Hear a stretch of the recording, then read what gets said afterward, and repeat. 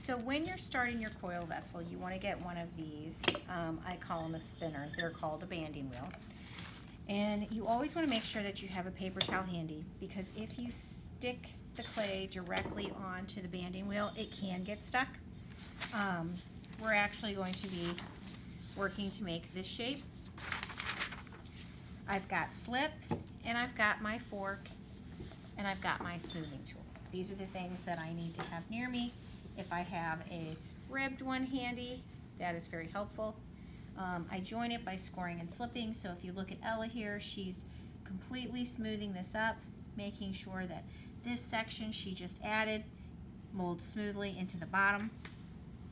I'm going to start with this slab, so if I put this on here, I can kind of use this banding wheel to make sure that it's the right size, it's been scored, and it's had a little bit of slip put on.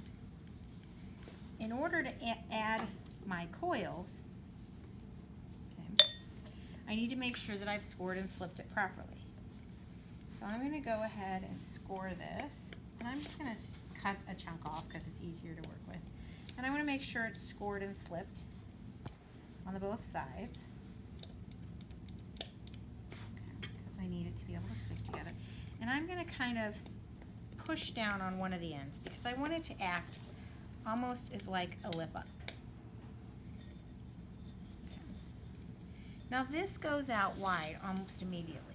To make something go out wide, you put it on the outside, and I kind of smooth this.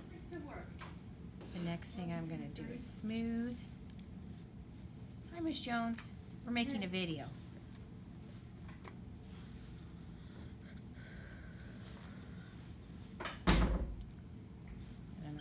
Outside, and I'm going to smooth.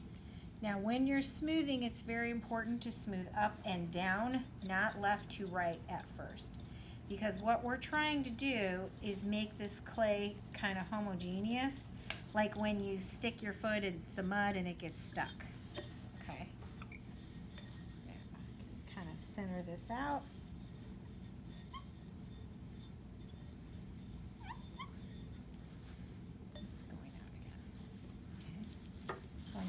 Next section of my coil, and I'm going to score it.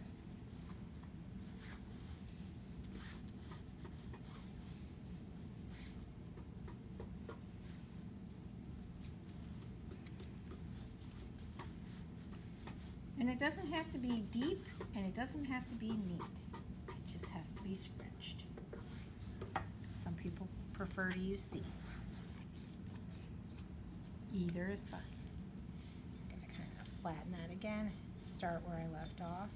Now the only important thing is to make sure that when I start and stop, I don't start and stop in the same spot. So I would want to make sure that this didn't end over here again. So I'm going to rip this off over here because I want it not all to be in the same spot. Another thing is if I want to keep making it wider, I would continue to put this on the outside. If I wanted to make it be the exact same height like a cylinder, I would go directly on top of where I was before.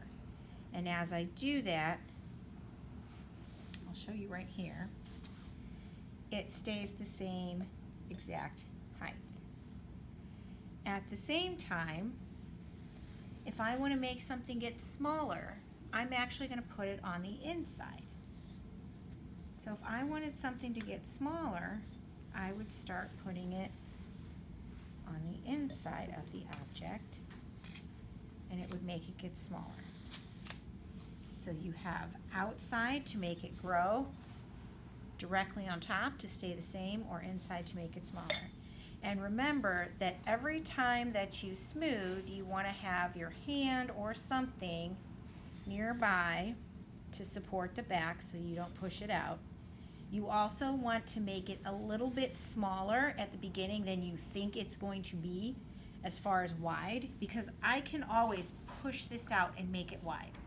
I can't always bring it back in. One important thing to note is when you're starting, you want to do it every 1 or 2 coils. Sometimes it's easier to use your hand at the beginning.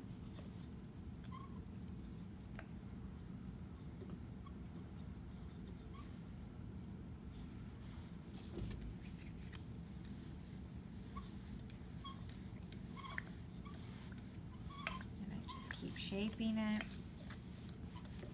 It's very important at the beginning that I start out with a nice foundation, because any cracks or lumps or bumps that I have now will most likely stay.